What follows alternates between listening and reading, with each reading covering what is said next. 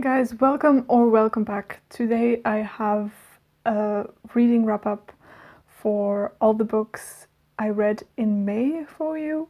I read again, like last month, quite a lot of books just because I've had that extra time on my hands, and I've been using audiobooks a lot, which was really cool. And I had a really good reading month. I had a few outstanding books that I read, as well as some really enjoyable ones. So let's get started, and I'm going to start with the first one I finished, which was The Butchering Art by Lindsay Fitzharris. This is a book about a man, Joseph Lister, and he was a surgeon at the end of the 19th century, and he did some pioneering work, mostly in Scotland, in trying to understand why at that time there were so many post-surgical infections, because people didn't know that bacteria and viruses were a thing back then. And he adopted this germ theory that is based on what Louis Pasteur did. And it was actually really interesting to see how these two scientists corresponded with each other, because there were a lot of people who were strongly against this hypothesis, which we now know is the right one, which is that there are actually some microorganisms that can infect you and infect wounds that are open. And so he was the one who started sterilizing wounds with specific chemicals to kill off any bacteria that could be surviving. I really enjoyed how the book was constructed. It was mostly chronological, and you learn about what kind of person he is and how he came to be a surgeon. It talks a lot about how surgery was in that time. It was usually not very subtle, and there was a lot of death associated with it. And it was a really interesting and atmospheric dive into that time and what people knew scientifically. I also personally really enjoyed hearing about these rivaling ideologies and theories and hypotheses of different scientists, and it was really interesting how they corresponded with each other, and was kind of horrible how Lister was treated in his time by some of his peers. So it also made me think a lot about how scientists interact with each other in that time, and how unfortunately that doesn't really change much necessarily today. So if you are not too faint of heart in terms of wounds and blood, and you're interested in this theme, and if you're interested in Victorian history in general, I think it's a really nice snippet of what life was like at that time, more centered on health and injury. So yeah, really recommend this book, and it was a really nice audiobook to listen to. Then I read two novellas by E.T.A. Hoffmann. They were both published at the beginning of the 19th century and written originally in German. And I read one, which was called Das Fräulein von Scuderi, together with Madeline from the channel MadeWithBooks. I'll link her down below, which was really enjoyable. This was an interesting one that I wanted to read for a while, because it's set in 1680 in the court of Louis XIV, Louis XIV, and it's supposed to be a proto-whodunit set in that time, and we follow this old lady who is a poet appointed at the court, and she gets wrapped up in this series of stabbings and jewelry theft. Obviously, I don't want to say too much about it because it is a novella, but I really enjoyed the atmosphere of it. I think the setting and how the author obviously did his research about the historical surroundings of the plot that he set out, especially because in the time he sets this plot in, there was this real life thing happening, which was a huge series of arsenic poisoning, which was going around through Paris at that time. So there was an extra court appointed for that to kind of find the people who were producing and distributing the arsenic. So it's all really fascinating. And he touches on that a bit, though it's not really important for the plot itself, but I just thought that really helped in the immersion. And obviously it was really cool to have some historical figures there, so you get to meet Louis XIV and a few of his concubines, as well as the interesting fact is that the main character is based on a real person that lived at the time, and she was also a poet and a writer, and she was called Madeline de Scuderi. So that was really fascinating. I love the atmosphere. It was really spooky at times, and I think E.T.A. Hoffmann does that really well. The thing though, I think, if you are interested in reading this, is that I don't think you should go into thinking it's one of the first whodunits, because I don't think it actually is, because in my mind I'm reading a whodunit because I want to try and find out who did it, and usually it's kind of this thing where the author is supposed to be kind of straight with you and give you all the elements you need to put the puzzle pieces together. And this book doesn't do that. Actually, there's a whole lot of information and clues that you need that only comes towards the very end, and it relies on one person that tells you this. So that's just not how this book is constructed. I don't think it's constructed in ways that whodunits and mysteries and puzzle mysteries are constructed later on, but it was really an interesting thing to read nonetheless. The language is kind of difficult. I haven't read any like older works in German for a long time, and it might be because I'm just not used to it anymore, but I don't think I would recommend this one if you're like challenging yourself to read that in German, if that's the first thing you read since a long time.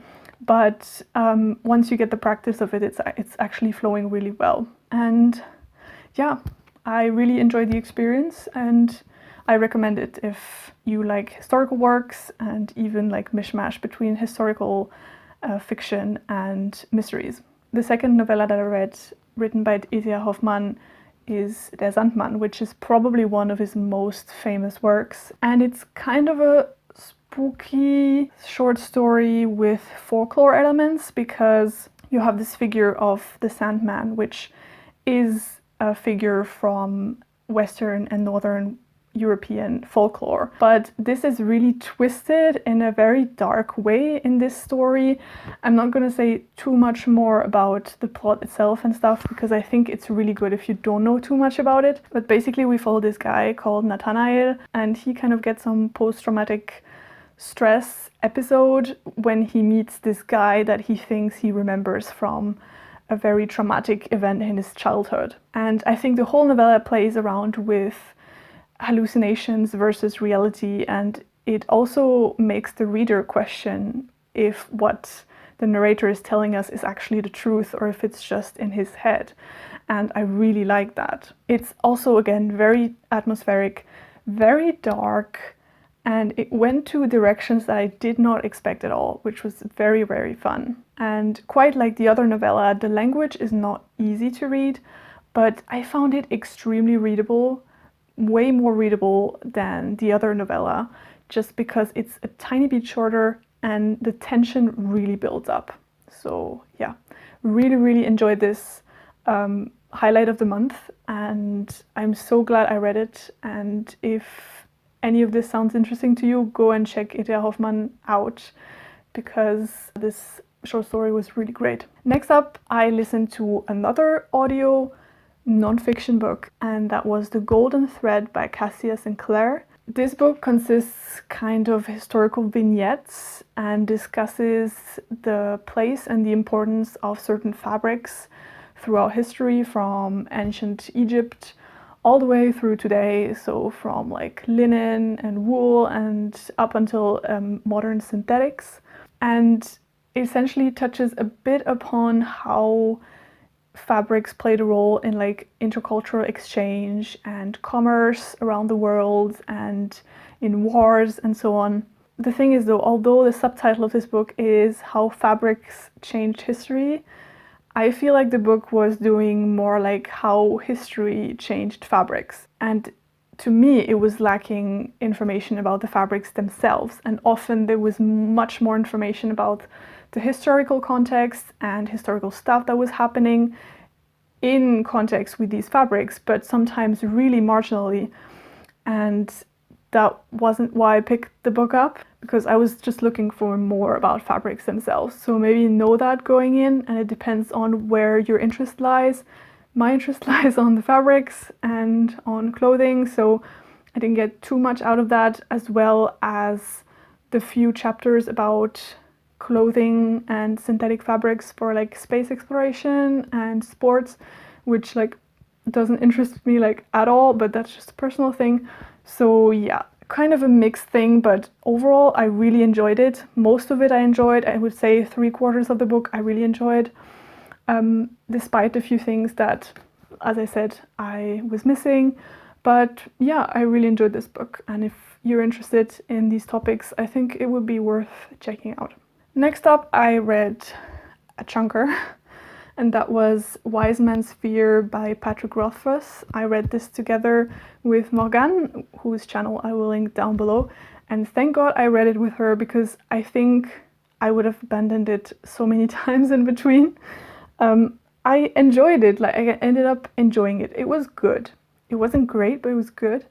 And it's the second book in the Kingkiller Chronicle. And in this one, we still follow our main character, Krauth. What I really enjoyed about this installment of the series is that we get to see more of the world. So he is not only stuck at the university, he gets to travel, meet other people. And I especially enjoyed the world building around other peoples and how their customs were and how they communicate.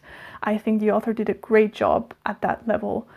I, however, found that some passages were really dragging, and some passages were, again, like a perfect example of this trope of the chosen one that I don't really get on with that well, because the main character faces problems, and in my opinion, he solves them way too fast, and it's way too easy for him, and was something that wasn't very believable to me in some things that were happening in the first book, and I found this again here, so that wasn't that great, but it is an enjoyable book and it's a fun ride. I wish there was more information about the overarching story, but I just think that's just typical second book in a trilogy syndrome. So I don't know what's going to happen and when we're going to get the third book in the trilogy, but I will read the third one because I am really interested in the overarching story more than the little side stories. So we'll see whenever that comes out. But overall, I did enjoy the book. It wasn't fantastic, but it was good fun. And finally, I finished off the month with a little Agatha Christie mystery, and that's Cards on the Table. I don't think I ever read this book before. And I've read a lot from Agatha Christie when I was younger, mostly in French. And so that was really cool that I went into this book and I knew that I knew nothing about it. In this book, we follow Hercule Poirot, and he meets this guy called Mr. Shaitana, and he seems to be a very eccentric personality. And as they come to talk about things that they collect, he tells Poirot that he likes to collect or like socialize with people who have committed crimes, murderers. So that's already a bit morbid. But then Mr. Shaitana invites Poirot to a dinner where he promises that he will invite 4 specimens. We then fast forward to this dinner where we find some recurring characters from Agatha Christie books, which was really lovely. We get to see Ariadne Oliver, who is a crime fiction writer and is kind of a proxy for Agatha Christie, in which she kind of makes fun of herself. She's such a lovely character, as well as Colonel Race, which is kind of a spy person, and Superintendent Battle, which is a recurring detective in Agatha Christie's work. So that was really fun, and essentially you have 4 sleuth characters versus 4 potential criminals. So in this very weird party at the end of dinner, they decide to go and have a game of bridge. And as they're playing, suddenly one of them realizes that Mr. Shaitana, who was sitting at the fireplace the whole time, watching everybody, was actually stabbed. And the story goes from there, basically. What I enjoyed about it is that it's one of these purely psychological Agatha Christie's. So most of the clues rely on people, how they are, how they react in a certain situation, and would that make them potentially react in a certain way and even go to such an extent as to commit murder. And I personally find these kind of puzzle mysteries really fascinating. In that respect, it really reminded me of Five Little Pigs, which is also one of my favorite Agatha Christie books. The thing that was really interesting also is that the pool of potential suspects is very small. It's essentially 4 people, and still the book left me guessing up until the very end, which I really, really enjoyed. The end, though, was a bit too twisty and all over the place, a bit messy compared to the rest of the book, which was super well paced, but overall it's just a really, really good Agatha Christie book. So yeah, really enjoyed it. That's it, guys. These are the books I finished during the month of May. I hope you also read some great books in May. Let me know in the comments what have been your highlights, and if you've read any of these books, if you want to discuss them, I would love to. And yeah, I hope you're having a great day, and I'll see you in my next one. Bye!